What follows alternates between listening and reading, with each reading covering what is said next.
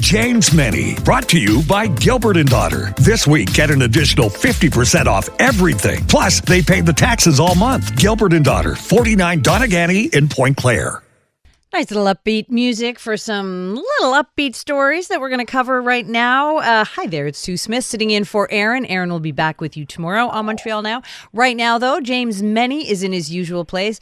James, what a start to 2026. Yes, nice to talk to you again, Sue, and a Happy New Year. Happy New Year. I got to tell you, I've never begun a new year quite as confused. I mean, I did a lot of, sort of self-confusion. That was my own fault with my New Year's celebrations. But, given this weekend, given the events of this weekend, given this, and the only word I can use to describe it actually is surreal. Yeah. Not just the event itself, but also the aftermath, because on the one hand, if you actually watched Trump's press conference on the weekend, and what an interesting, you were kind of wondering what kind of condition he was in as he was speaking.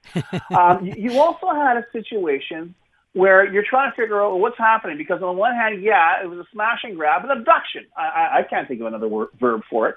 The abduction of the president of Venezuela, Nicolas Maduro, and he's now in New York. He's facing charges of dealing drugs and possession of weapons and so on and so forth. He says he's not guilty, James. He's not guilty. He's not guilty. I guess I should say alleged.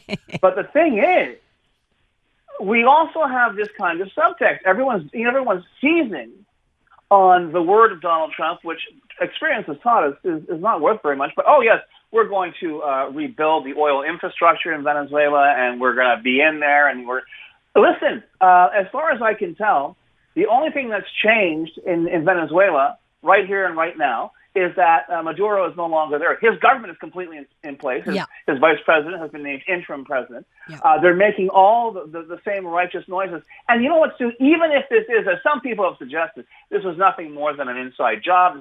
They shivved Maduro. They handed him over to the Americans in exchange for God knows what.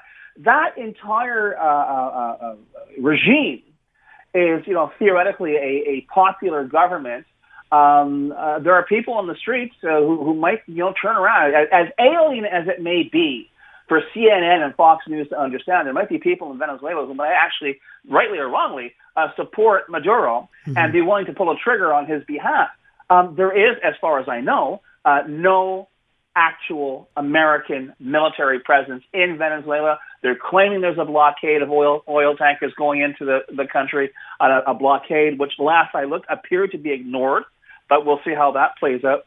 But, this is not exactly unknown territory, Sue, and I will be very, very polite and say that you can't remember, you're too young to remember 1989, and a guy by the name of Manuel Noriega, who was the de facto ruler of Panama. He was it's sort of a deja vu situation. The guy was a thug, a drug dealer, a money launderer. And he was embarrassing the U.S. because he had a lot of ties to U.S. intelligence services and so on. Anyway, long story short, they actually invaded Panama to get this guy. And they chased him around the country. People got killed on both sides. They ended up tracking him down to the how can I put it, the consulate of the Holy See, the Vatican's diplomatic office, which they were not, by treaty, they're not allowed to bust in there. So they surrounded it, and if some of our listeners may recall, they actually bombarded the place with music, really annoying music to flush the guy out. They get the guy, but that was very straightforward, right? He was taken to Miami, went to trial, eventually sentenced to 40 years, and he died in prison. And none of this is going on, Stu. I don't have an invasion. I have what is essentially a smash and grab.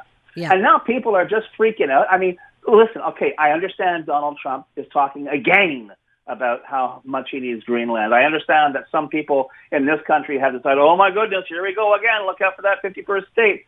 I wouldn't get too far ahead of myself on this, because I get the impression that they really don't know, never mind, an exit strategy or what's going to happen. I really don't think that beyond grabbing Maduro and doing this big dog and pony show down in New York with the arraignment and so on, they have a clue Well, they're going to yeah, do. I mean, at least in the past, and vaguely do I remember Noriega. I was a child, but at least there was a semblance of, look, it's democracy and rule of law, and we're not hearing any of that from Trump. All we're hearing is, I'm in charge now, and I don't know about democracy and rule of law even in the States right now. So. Well, exactly. I mean, even if we keep all that at arm's length, which is difficult to do these days, because the situation in the U.S., which, of course, we're not talking about, Sue, because we're talking about Venezuela, but the situation in the U.S. is deteriorating at an exponential rate.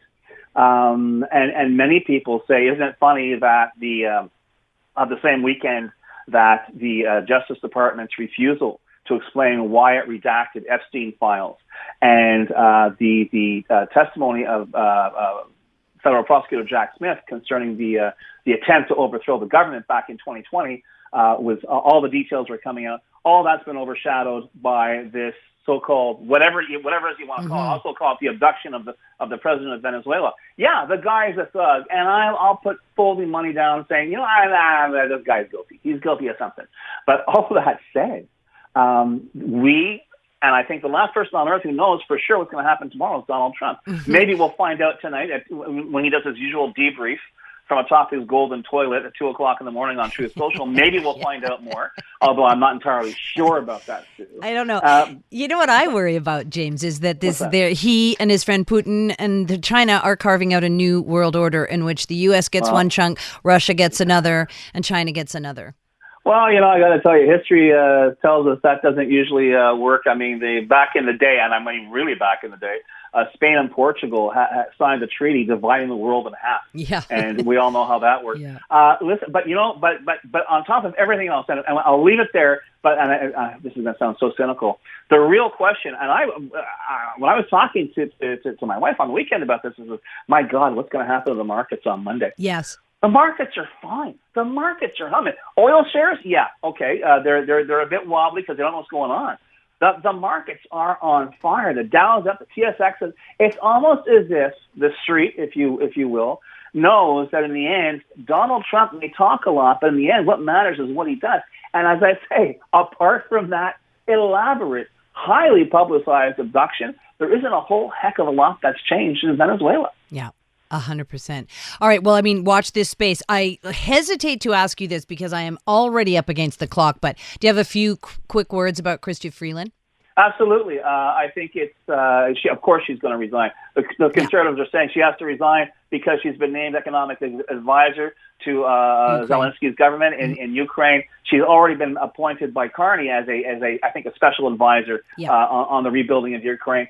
But all that said, a remarkable woman, and one who, as I mentioned earlier, last year actually,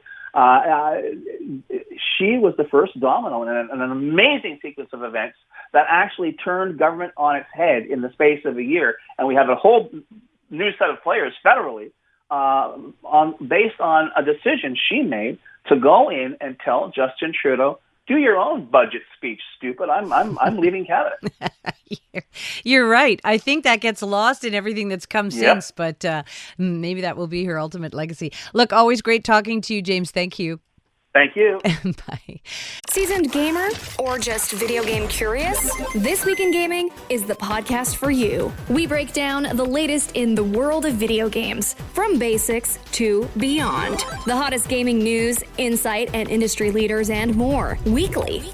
Join me, Naomi Kyle, and stay ahead of the game with all the latest updates, even if you're a total newbie. Stream This Week in Gaming on the free iHeartRadio app or wherever you get your podcasts.